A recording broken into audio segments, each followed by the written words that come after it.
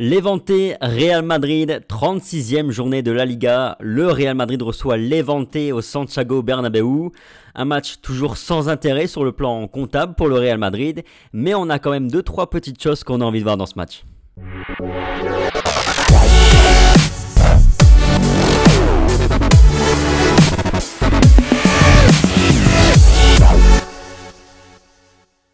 Salut YouTube, j'espère que vous vous portez bien, j'espère que vous allez bien en cette semaine tranquille pour le Real Madrid avec deux matchs au programme mais sans enjeu réel et donc on enchaînera par Levante ce jeudi et puis Cadiz en fin de semaine. Aujourd'hui petite preview donc sur le match de Levante, mais d'abord salut Rota, comment ça va? Écoute, ça va très bien, Tom, et toi? Écoute, ça va très bien. Rota, petit retour sur le match contre l'Atlético, vite fait, parce qu'on n'a pas eu le temps d'en parler. Enfin, en théorie, on en a parlé sur cette chaîne, mais toi et moi savons très bien qu'on a eu des petits soucis techniques sur la fin de semaine dernière, et donc on n'a pas pu vous proposer du contenu sur cette rencontre. Toujours est-il que, revenons tranquillement sur ce match. D'abord, Carlo a fait tourner plus que ce à quoi on s'attendait, avec Benzema notamment qui n'a pas du tout joué. Ça t'a surpris, non? Non, finalement, je pense que Carlo Ancelotti était même le meilleur homme de ce match parce qu'il a fait tourner, il a reposé les joueurs et après les matchs coup près, les 120 minutes face à City, je pense que c'était important. Donc, il a plus fait tourner que ce qu'on avait imaginé. Mais je pense que c'est une bonne chose. Pas grand-chose à retenir de ce derby, même si on l'a perdu, que l'Atlético n'a pas fait de passe si haut. Voilà. C'est les deux petites choses négatives qu'on peut retenir de ce match. Mais sinon, voilà, les cadres ont été au maximum au repos. Des joueurs qui n'avaient pas beaucoup de temps de jeu en ont eu. Donc, c'est une bonne chose d'avoir fait tourner à ce moment-là de la saison. Sur le match en lui-même, il y a deux trois trucs qui t'ont plu, qui t'ont un petit peu irrité. Moi, j'ai jusqu'à Camavinga que j'ai pas aimé par exemple. Ouais, Kamavinga n'a pas été bon du tout. On le dit souvent qu'il faut être très précautionneux quand on parle de ces jeunes joueurs qui sont titulaires au Real Madrid et qui font de très bonnes performances.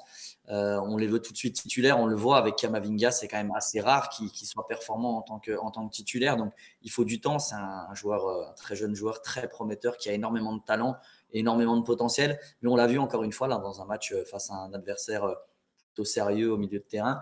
Il a eu énormément de mal. Voilà. Il y a eu pas mal de choses négatives. Le Real a concédé quand même pas mal d'occasions, même si on a perdu sur la plus petite marge. Mais c'était un match pas super enthousiasmant et pas super plaisant à voir côté Mm. Real Madrid. Même si je noterais quand même que sur la deuxième période, je trouve quand même qu'il y a bien 25-30 minutes plutôt intéressantes du Real. Je trouve même que le Real méritait plutôt de revenir au score sur la deuxième période. Mais après, c'est vrai que, comme on le dit toujours, hein, il y a un Real avec et sans Karim Benzema et c'était criant de voir à quel point il n'y avait personne pour terminer les actions. Voilà, Jovic qui n'était pas dans une grande forme et puis Rodrigo ensuite qui est pas non plus, qui a pas forcément ses marques, même si on sait que par le passé il a un peu joué à ce poste. En tout cas, Carlo Ancelotti a annoncé le programme. Turnover jusqu'au dernier match, donc jusqu'au match du Real Betis. Donc on s'attend évidemment à du turnover contre Levante, également face à Cadiz. Et contre le Real Betis, il a déjà annoncé qu'il va aligner son 11 titulaire, le même que face à Liverpool pour la finale, ou en tout cas plus ou moins. Ça te paraît cohérent comme programme? Ouais, ça me paraît cohérent. J'espère aussi qu'il y aura un maximum de joueurs titulaires face à Liverpool qui joueront le match face à Cadiz. Là, je pense que c'est très bien d'avoir fait tourner contre l'Atlético, même si ça reste un derby et que le Real se doit d'être compétitif dans ce genre de rencontre. Finalement, c'était quand même anecdotique. Face à Levante, je pense qu'il y aura également du turnover et ça me semble bénéfique pour le Real Madrid. Ça me semble absolument essentiel même.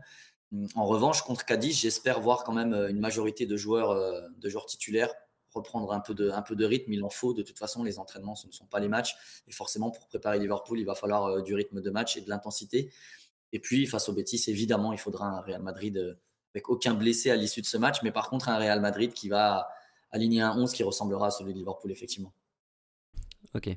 Parlons un peu de Levante, notre prochain adversaire. Alors, ils sont 19e du classement en Liga. Ils ont seulement 29 points au compteur. Et ils comptent 6 points de retard sur le 17e, qui est Cadiz. Donc, le Real Madrid va arbitrer un petit peu cette semaine cette possible relégation peut-être définitive de Levante si jamais le résultat était doublement négatif pour cette semaine.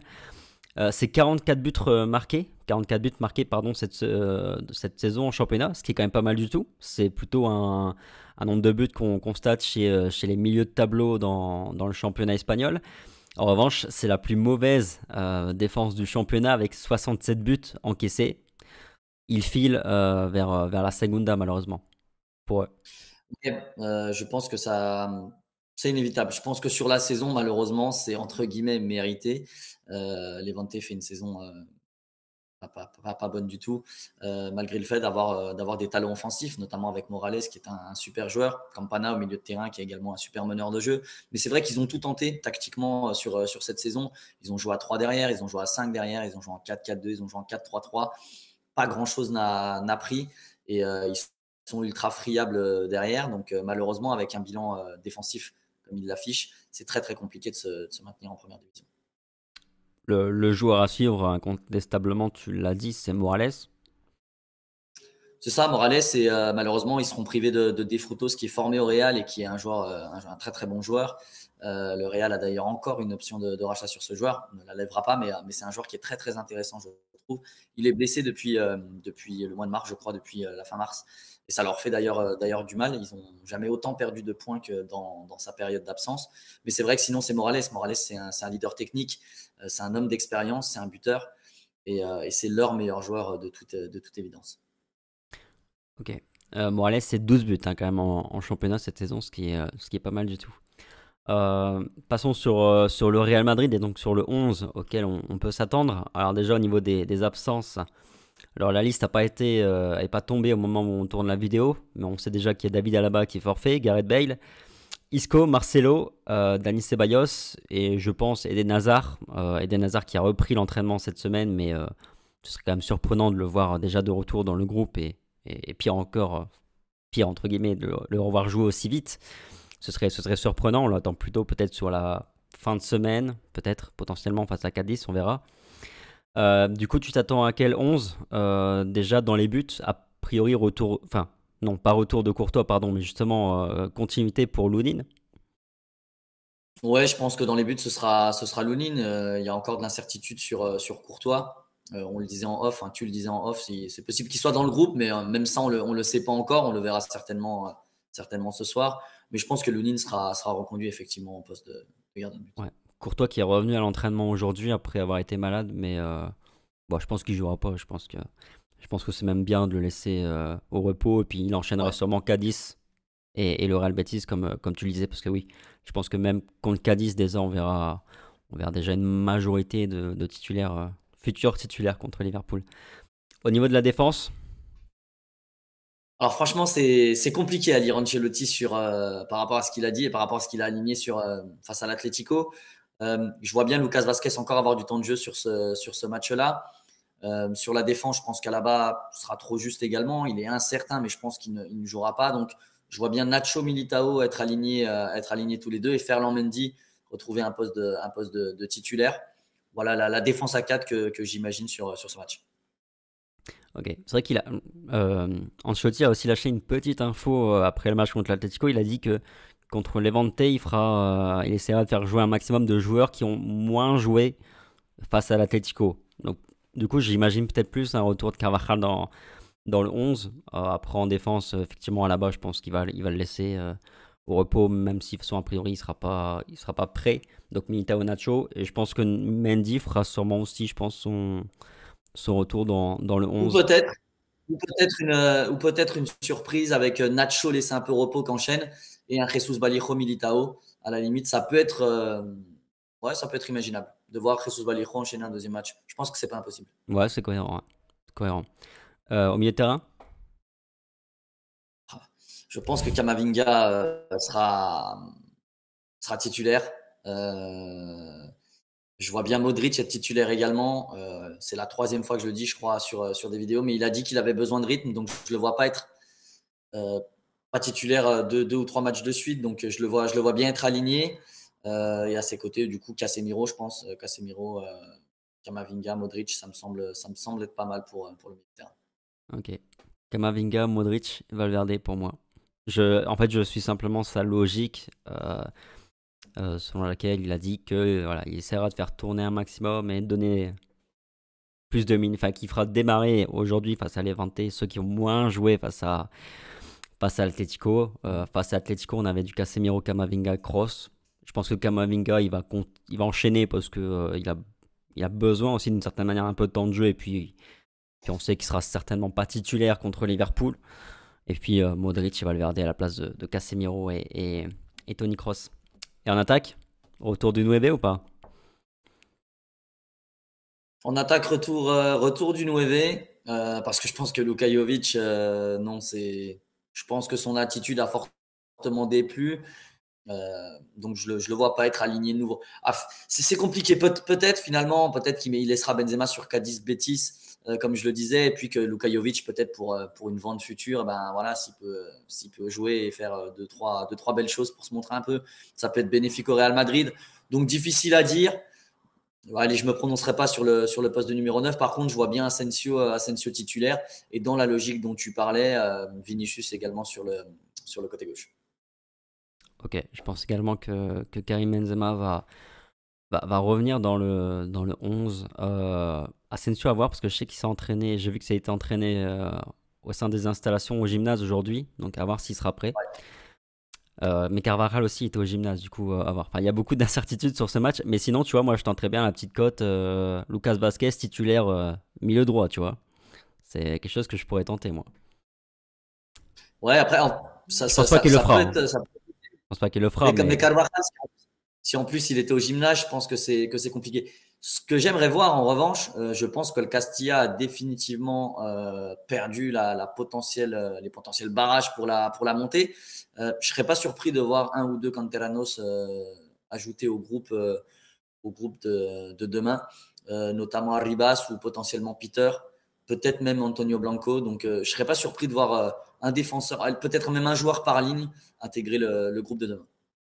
ouais, c'est fort probable. D'ailleurs, alors j'ai plus les noms exacts des joueurs qui sont venus, mais il y en a plusieurs effectivement qui ont rejoint le Très groupe bien. ce matin, notamment Tobias, la nouvelle recrue qui est Ouais. arrivée. Il y a une très très bonne nouvelle aussi. Il y a une très très bonne nouvelle, c'est Miguel qui revient de sa blessure du ménisque plus tôt que prévu, qui serait apparemment à disposition de Raoul avant la fin de saison et donc de Carlo Ancelotti si besoin pour la dernière ligne droite. Ok. Bon, ça paraît quand même assez peu probable qu'il s'appuie maintenant sur lui alors qu'il l'a un peu boycotté entre guillemets C'est la nouvelle toute la dans saison. Marca. Ouais, Je c'est préfère c'est le une, dire, mais c'est sûr que ça paraît c'est une info. improbable. Euh, T'as envie de voir quoi dans ce match? Il y a quelque chose que t'as envie de voir? Un joueur ou quelque chose? Bah, je l'ai évoqué, moi, ce serait plutôt des joueurs du Castilla, notamment Arribas. Moi, j'aimerais qu'Arribas ait du temps de jeu, mais j'ai peine à y croire, hein. Forcément, je vois pas du tout Arribas jouer dans le sens où c'est un joueur qui n'est pas pris par Carlo Ancelotti, alors que c'est 15 buts en Segunda B et que c'est un joueur absolument essentiel au Castilla de Raoul et qui est très très intéressant pour moi. Je l'ai déjà dit, c'est le joueur qui a le plus de potentiel au sein du Castilla avec Miguel. Donc voilà, j'aimerais voir ce joueur. J'aimerais qu'Antonio Blanco, qui de base fait partie de l'équipe première, soit intégré au groupe et potentiellement ait un peu de temps de jeu. Ça me ferait plaisir pour lui. Après, au-delà de ça, voir Karim Benzema enchaîner les buts et prendre confiance avant Liverpool, Hmm. ça me semble absolument essentiel pour le Real. Et puis, bah, pourquoi pas voir Lounine briller un petit peu, quitte à ce qu'on cède un peu d'occasion, mais le voir prendre confiance parce qu'un second gardien, c'est très important. C'est un jeune gardien, ça fait un moment qu'il est là.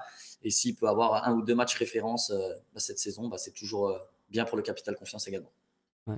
Moi, je l'aurais Et puis cité. Kamavinga, rebondir un petit peu, voilà, faire oublier la prestation de ce week-end. C'est un peu voilà, des performances individuelles qui m'intéressent plus sur ce match plutôt que tirer quelque chose de collectif sur une équipe qui sera forcément remaniée. Ouais, ouais. Bah, de toute façon, on en est là sur la fin de saison, à part contre le Betis, où là, on va peut-être attendre un peu plus de choses collectivement. C'est vrai que là, on est un peu en roue libre sur la fin de saison. Moi, c'est vrai que Ouais. ça me fait chier qu'il soit pas là, parce que je pense que ce serait le point, peut-être le joueur que j'attendrais le plus, ce serait Dani Ceballos, dont la blessure, je trouve, est chiante, parce qu'il était sur une bonne série. C'était intéressant de le voir évolué, ça aurait été sans doute le joueur que j'attendais. Et maintenant, c'est peut-être Eden Hazard que je serais curieux de voir potentiellement ce week-end contre Cadiz, même s'il sera sans doute, je pense, encore un peu juste. Mais Eden Hazard, c'est vrai que c'est un joueur pareil que j'aurais bien aimé revoir 2-3 fois quand même avant la fin de saison pour même faire un avis sur ce qu'on peut attendre sur la saison prochaine plutôt, pardon. Bah, c'est sûr que si un Eden Hazard venait à jouer ce week-end, il rentre, je sais pas, imaginons, hein, dans le meilleur des scénarios, même si je suis un peu sceptique comme toi, il rentre un quart d'heure, il met un but, il joue contre Cadiz, je sais pas, il fait un but, une passe D et on le voit ultra en jambes. C'est une arme supplémentaire pour Liverpool et ça serait forcément une excellente nouvelle. On en rêve tous de ça. Moi, j'ai pas aimé y croire, hein, encore une fois, mais ce serait vraiment évidemment, je te rejoins là-dessus, un joueur ultra important à surveiller. S'il n'avait pas eu cette blessure, vraiment d'enchaîner sur la fin de saison 3-4 matchs avant la grande finale, ça aurait été vraiment top. Ouais, c'est trop tard. Là, il sera pas en rythme. Après, je sais pas concrètement son état de forme physique, mais en plus, on sait que c'est un joueur qui a souvent un peu de mal et a besoin de temps pour se remettre plus que les autres. Donc non, a priori, il sera pas. Faut pas compter sur lui sur la fin de saison, évidemment. Ok, petit pronostic pour terminer. Je vois le Real s'imposer assez facilement, on va dire 3-1 face à Levante.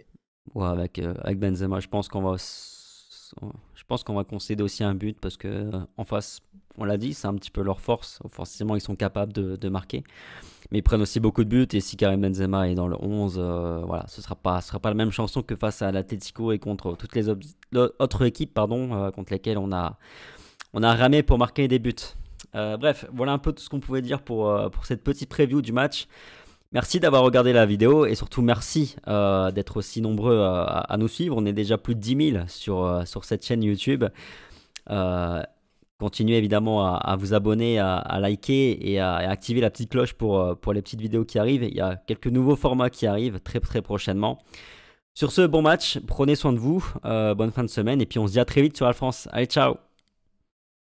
Ciao à tous.